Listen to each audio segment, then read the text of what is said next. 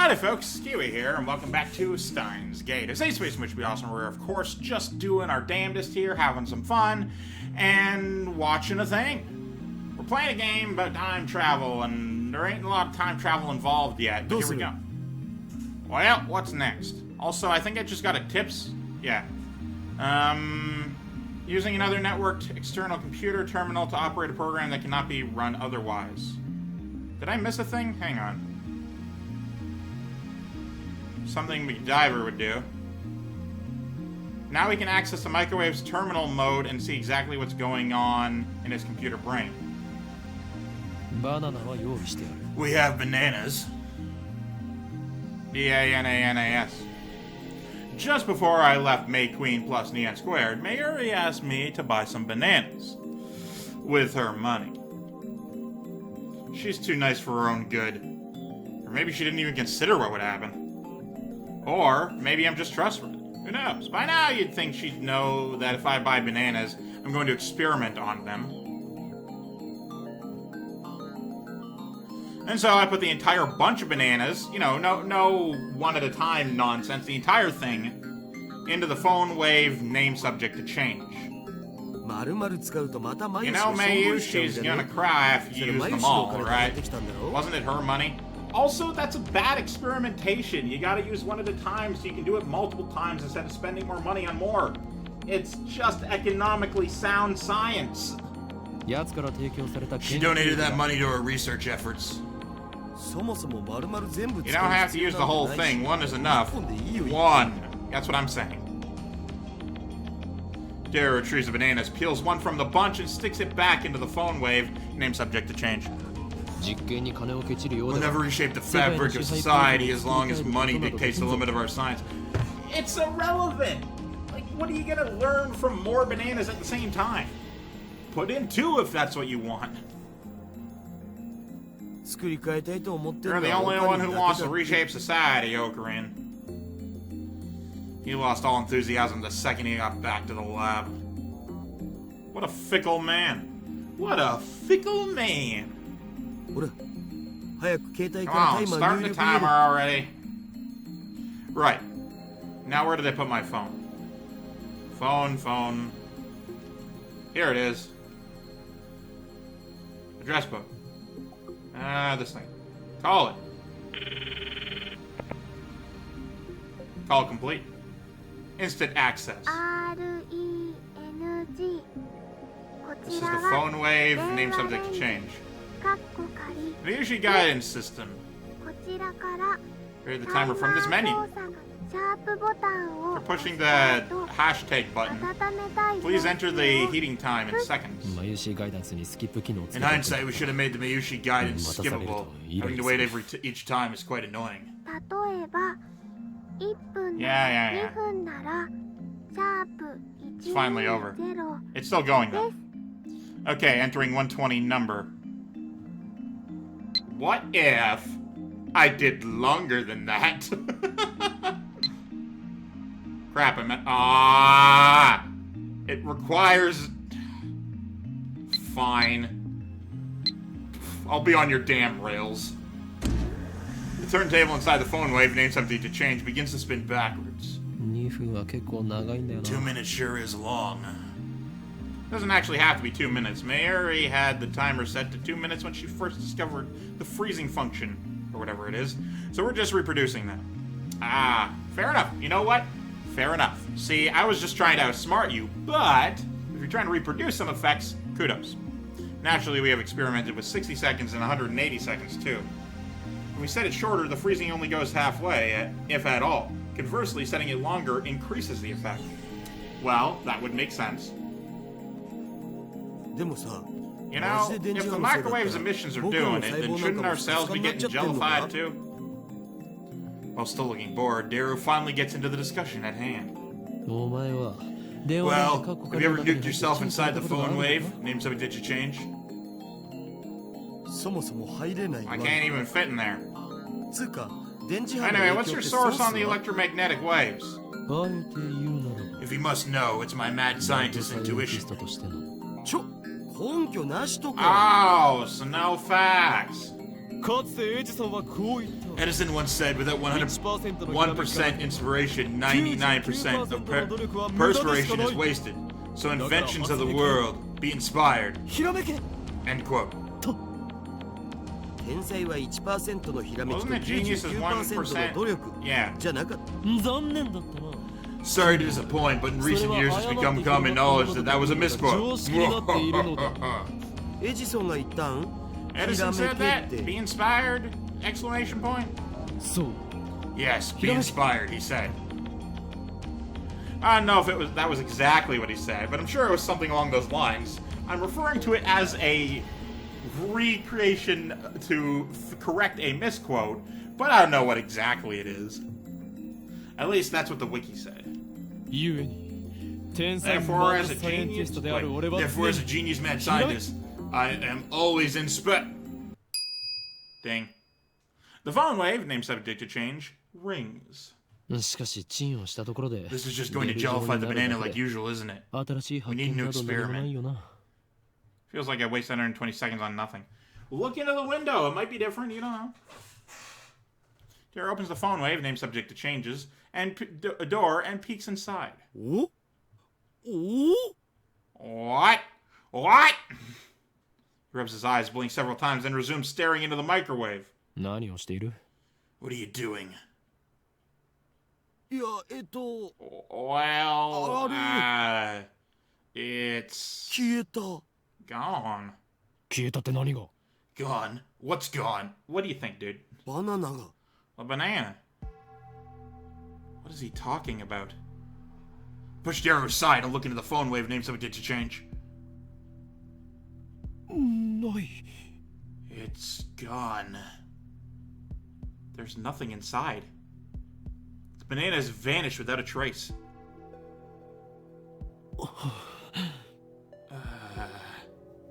After a short pause to collect myself, I whip out my phone and speak into the silence.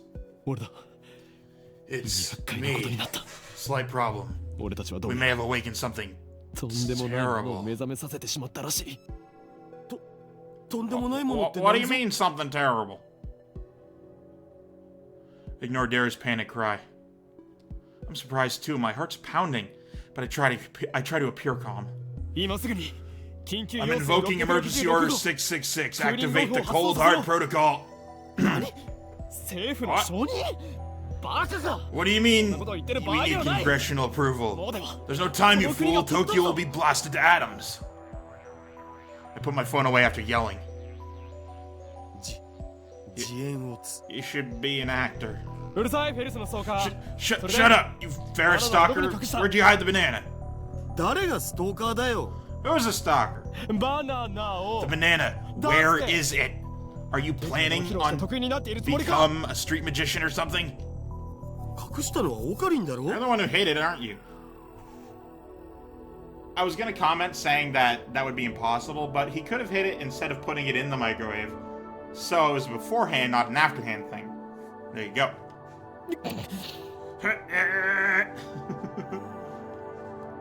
So they stare each other down. Uncomfortable silence. There's hair on my hand. I realize my throat is dry. Yeah, your voice sucks. Where the hell did it go? How should I know? Banana! I'm not doing that. I take the turntable out of the microwave, scour every nook and cranny, but find neither peel nor stem of the banana, nor do I appear to find any goo. Wait. I think I get it now. It's not an electromagnetic weapon, it's a teleportation device. What? Wait, that's absurd. How else could it have vanished? The microwave was closed.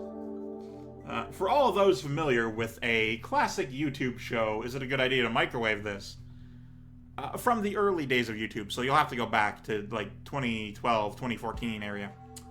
There was several experiments, quote unquote. One of the early ones was ping pong balls. They put ping pong balls into the microwave, and there was not a trace of them after they opened the door.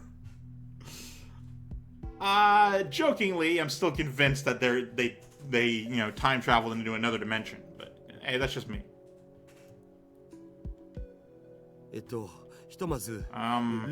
Maybe we should just calm down. Yeah, you're right. We should take a deep breath. Oh, I know. I'll eat one of the remaining bananas. That will calm me down. I reached for the bunch of bananas. What the fuck? Impossible. Impossible!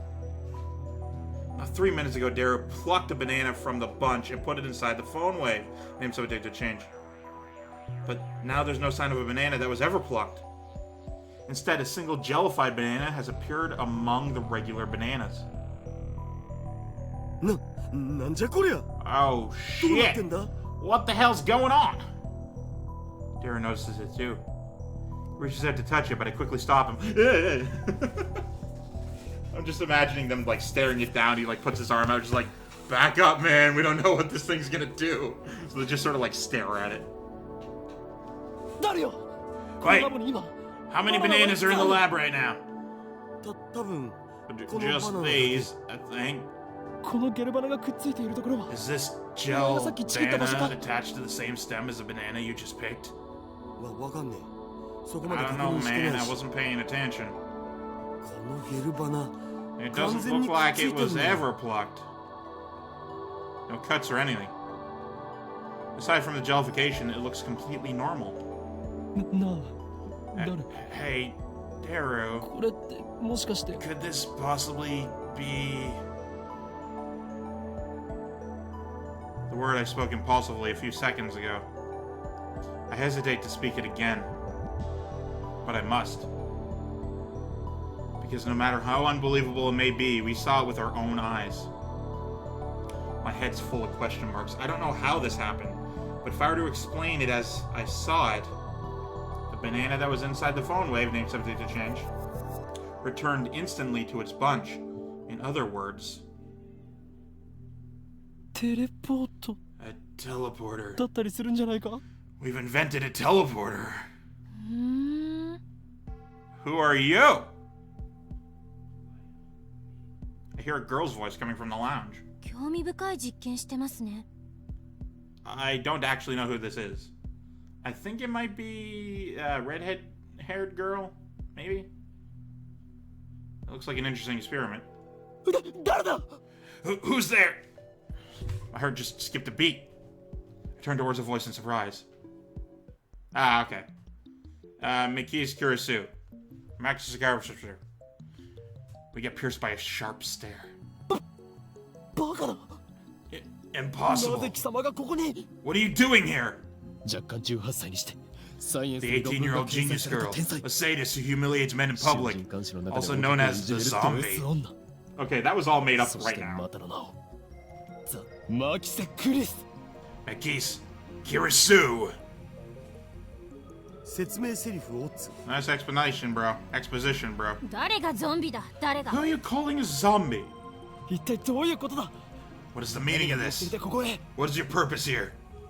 I'm here to see you, Okabe Rintaro-san. Was it Hououin Kyouma-san? Wait, how the hell does she know my real name? I've never smoked it in front of her. You have. I was right. You're one of the organization's top agents, an escrow with superhuman powers. No wonder you rose from the dead. I'm not dead, alright? Stop trying to... Please stop killing me off. Hashida-san, can you do something about this guy? It came at a bad time, Mikis, with Okabe freaking out like this. Daryl doesn't seem fazed by this girl's entrance. Why? Have you betrayed me? Calm down, man. Are you being blackmailed? Or did she seduce you? Glare at Kurisu. He's my right-hand man. How dare you? You've crossed the line, bitch! Alright. Get a hold of yourself. Ursu's eyes flash dangerously, I think. Such intensities from an 18-year-old. Maybe she didn't resurrect after her first death. Maybe she's a robotic killing machine constructed to replace the dead Karasu. Is that it? For now, I'll do as I'm told. Ashida-san gave me the address after yesterday's lecture. He also told me your name. That's all? The truth is, kind of a letdown. So you're here to see me, is that it? Yes, you claim to have seen me die. I came to see if that was the truth, or just a pathetic excuse to grope me. I came for the answer. She's smirking. Now that she mentions it, she did treat me like I was a perv yesterday. Well, I suppose I should be grateful that she didn't call the cops on me after what I did. Yeah, I mean, yeah. Correct. What choice did I have? Anybody would react the same way if a dead person reappeared before them, right? You know, most people would presumably, I don't know, I've never encountered this. I presume most people would like sort of back up, be like, and like run. Try and get out of the situation. But I don't know, I've never met a dead person before, so. But your current behavior is all the answer I need. It was all an act to grope me. My initial hypothesis was correct. Really? He calls you a zombie and like freaks out at you, and you say, "Oh well, you know, he's a perv and not the freak out guy." Not so fast. There's more to this than you know. You must clear my name, or I'll be labeled as a perv forever. Also, it doesn't matter what you say; her mind won't be changed. Anyway, let's put this aside for now. Really? That's a relief. I was sure she was going to call the police. But that "for now" part bothered me. Karasu enters the development room with a quick, confident stride. Even though she's only 18, she's got a decent figure and a good posture. Okay, you know, probably shouldn't say this as a 28-year-old, but, you know, 18-year-olds can be attractive. Like, for you, as somebody who is around that age. Not much in the chest, though. Okay. Not where I was going with that, sure. Her presence seems to fill the cramped room, driving me and Darrow to the corners. Can't she tell this area's off limits? I haven't properly introduced myself yet, have I? I'm Makis Karasu. Pleased to meet you. She holds out her hand. Her left hand. I don't know why, it's weird. She wasn't in the Scouts, was she? What's she trying to do? Shoot lightning from her fingertips? Pew, pew, pew, pew, pew, pew. You can't even shake hands. Are all Japanese men this difficult? Why specify Japanese? That implies that you're not Japanese, which, I mean, I don't know, you could not be, but, like, if I were to hypothetically go to the US and, like, try and shake hand and a person wouldn't, and if I were to immediately then judge everybody based on that interaction, I would say American, I guess men in this case. But I wouldn't just say that if I were in Canada, where I live. I wouldn't say, are all Canadian men like this? That doesn't make any sense. It's context. Girl genius is asking for a handshake? We only met yesterday, and just moments ago she was on the verge of calling the cops. You say that? You're not Japanese? I've lived in America for 7 years. What about it? America. So yeah, my hypothesis is correct. She's not, well, she might be Japanese, but she's used to not. I look down at her slender fingers. Glossy, healthy fingernails. No unnecessary nail polish. I stare, fixated. Slowly I extend my hand, hesitantly, making sure to keep enough weight on my heels so I can flee at a moment's notice. It's gotta be tiring to be this paranoid. I lightly grab the tip of Karasu's index finger between my thumb and index finger, then instantly let go. What is your problem? I can feel your aura of malice. You must be a powerful kung fu master. Sure. Don't be ridiculous. Then you're a ninja. You give it a rest. That'll have to be for this one. Thank you guys so much for watching. I, of course, have been Keywii. You've been great too, and you have yourself a delightful day. Goodbye.